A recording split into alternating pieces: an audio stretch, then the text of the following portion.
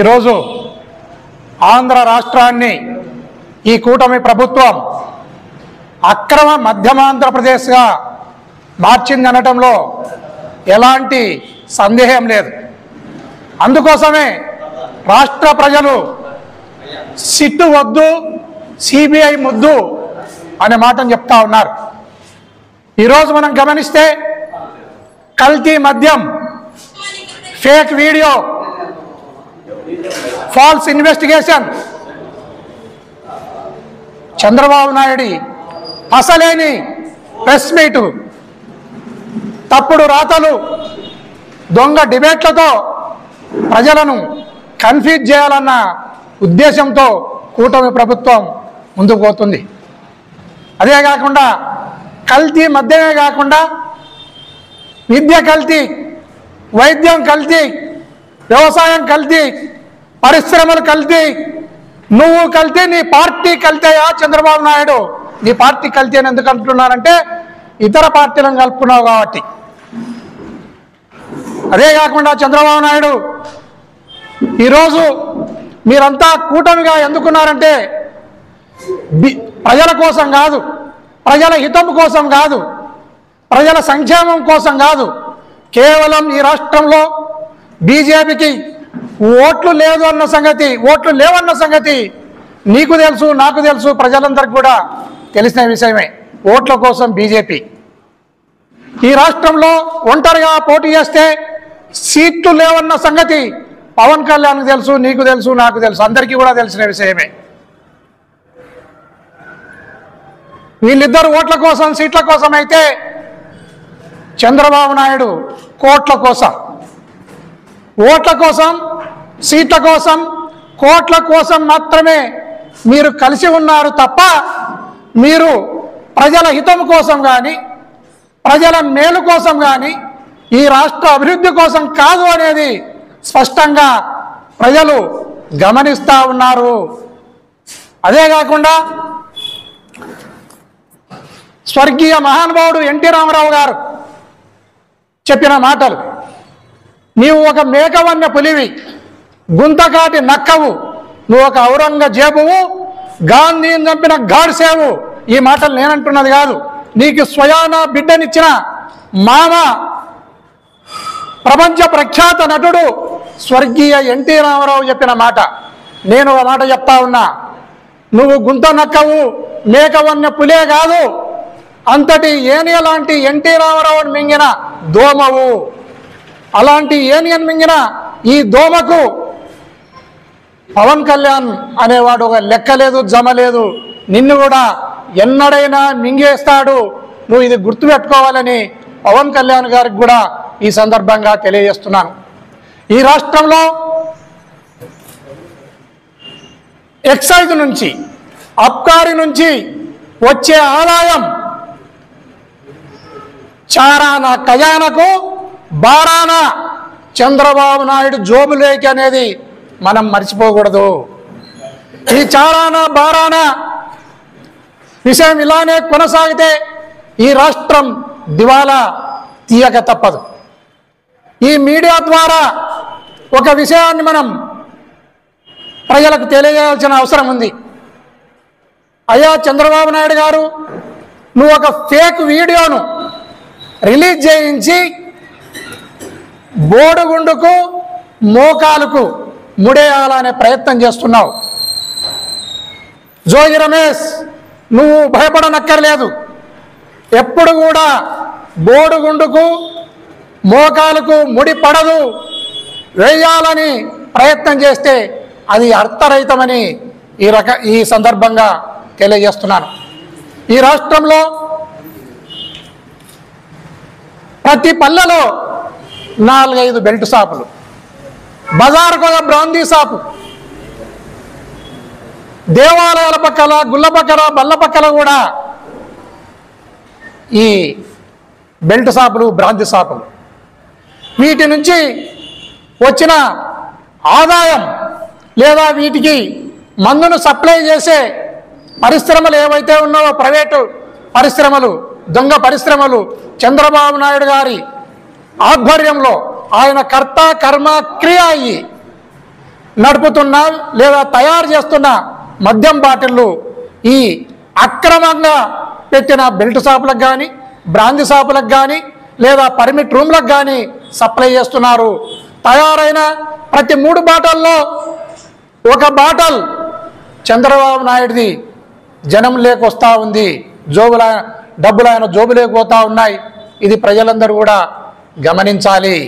అదే కాకుండా పోలీస్ వ్యవస్థ ఈరోజు ఒక వ్యక్తిని అరెస్ట్ చేసినప్పుడు అతన్ని క్షుణ్ణంగా సోదా చేస్తాం.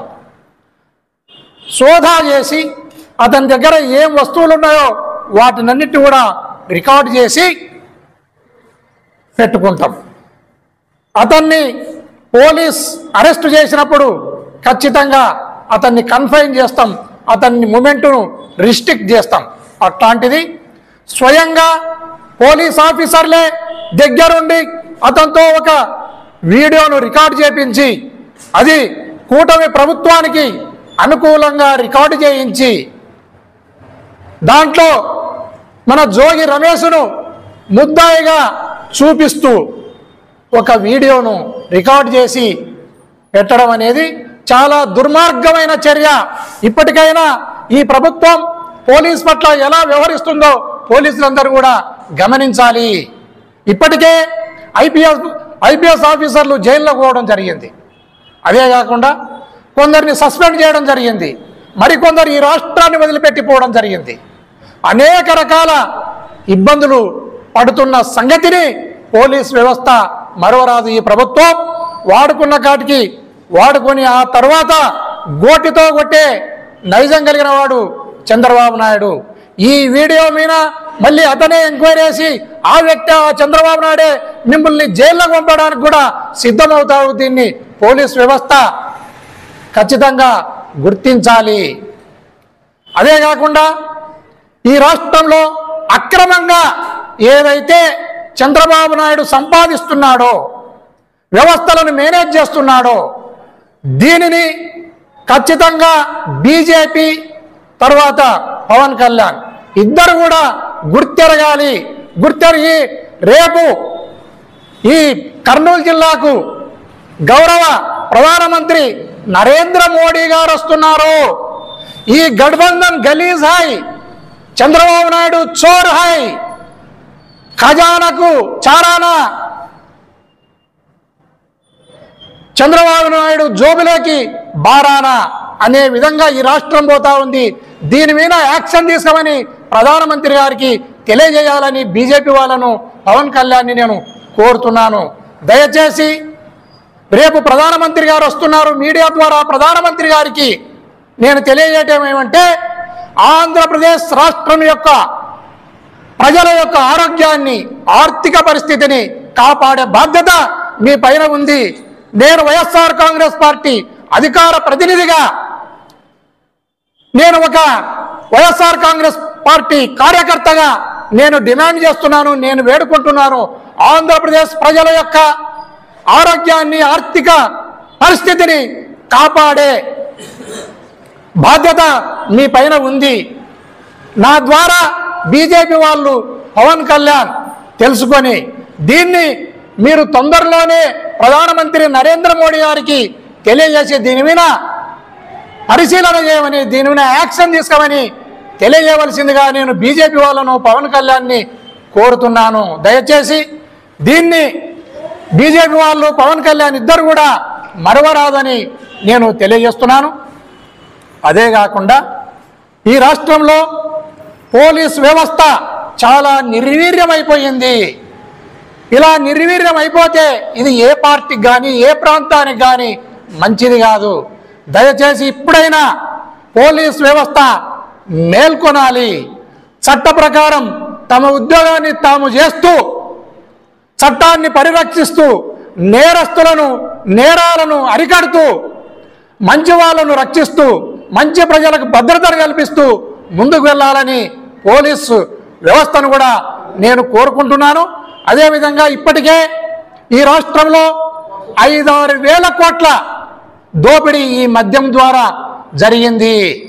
మద్యం ద్వారా ఈ నేరము జరిగితే దీనిని మా పార్టీ పైన వేయాలి, మా పార్టీ లీడర్లను ఈ కేసుల్లో ఇరికించాలి అన్న ఒక దురుద్దేశంతో చంద్రబాబు నాయుడు గారు ముందుకెళ్తున్నారు.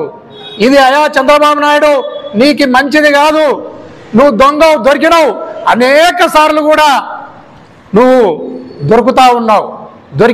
ఈ సందర్భంగా ఇంకో విషయం నేను గుర్తు చేస్తున్నాను. ఈ మధ్యలో మన జోగి రమేష్ గారు ప్రెస్ మీట్ పెట్టి ప్రెస్లో వెంకటేశ్వర స్వామి మీద ప్రమాణం చేయి, లేకుంటే లైట్ డిటెక్టర్కి దగ్గరికి ఇద్దరం పోదాం టెస్టుకు అనే మాటను మాట్లాడినావు. రమేష్, ఇక్కడ నువ్వు పొరపాటు చేస్తున్నావు. ఆయన చంద్రబాబు నాయుడు గారు వెంకటేశ్వర స్వామి మీద ఒట్టేసి బయటకు వచ్చి పంగనామాలు పెట్టి లైట్ డిటెక్టర్ కూడా దొరకకుండా అద్భుతంగా అబద్ధాలు చెప్పే వ్యక్తి చంద్రబాబు నాయుడు. నువ్వు దీనికి మాత్రం ఒప్పుకోవద్దు. ఇంకో టెస్ట్ ఏదైనా ఉంటే కొత్త టెస్టును ఆయన కోసం కనిపెట్టాలి తప్ప ఈ టెస్టులకైతే ఆయన దొరకడు, దేవునికి దొరకడు. లైట్ డిటెక్టర్కు దొరకకుండా కన్నార్పకుండా అద్భుతంగా అబద్ధాలను చెప్పే వ్యక్తి చంద్రబాబు నాయుడు. దయచేసి దీనిని మన జోగి రమేష్ విరమించుకుని ఇంకో కొత్త టెస్టుకు ప్రతిపాదనలు చేయాలని ఈ సందర్భంగా కోరుతున్నాను. అదేవిధంగా ఈ రాష్ట్రంలో శాంతి భద్రతలు కరువైపోయినాయి. ఎక్కడ చూడు అలజడులు, ఎక్కడ చూడు అల్లర్లు, ఎక్కడ చూడు వైఎస్ఆర్ కాంగ్రెస్ పార్టీ కార్యకర్తల పైన కేసులు నమోదు చేయడం, రిమాండ్లకు పంపడం, అనేక రకాలుగా హింస పెట్టడం. నిన్నటికి నిన్న మా ఎంపీ మిథున్ రెడ్డి గారి ఆఫీసులపైన 4 ఆఫీసులపైన సిఐడి వాళ్ళు, సిట్ వాళ్ళు దాడులు చేయడం జరిగింది.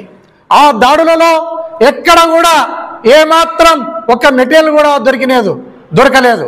వీళ్ళు కొండను తవ్వి ఎలకను పట్టినట్లు 4 పేపర్లలో సంతకాలు పెట్టించుకొని రావడం జరిగింది. ఇది ఆయన ప్రతిష్టను, వారి కుటుంబ ప్రతిష్టను దెబ్బతీయడానికి తప్ప ఇది వేరే కాదని కూడా ఈ సందర్భంగా తెలియజేస్తున్నాను. ఇప్పటికైనా పోలీస్ వ్యవస్థ మేల్కొని వారి ఉద్యోగాలు వాళ్ళు చేసుకుని వాళ్ళ స్కిన్ను వాళ్ళు కాపాడుకొని ఈ రాష్ట్రంలో శాంతి భద్రతలను కాపాడవలసిందిగా కోరుతూ ముగిస్తున్నాను.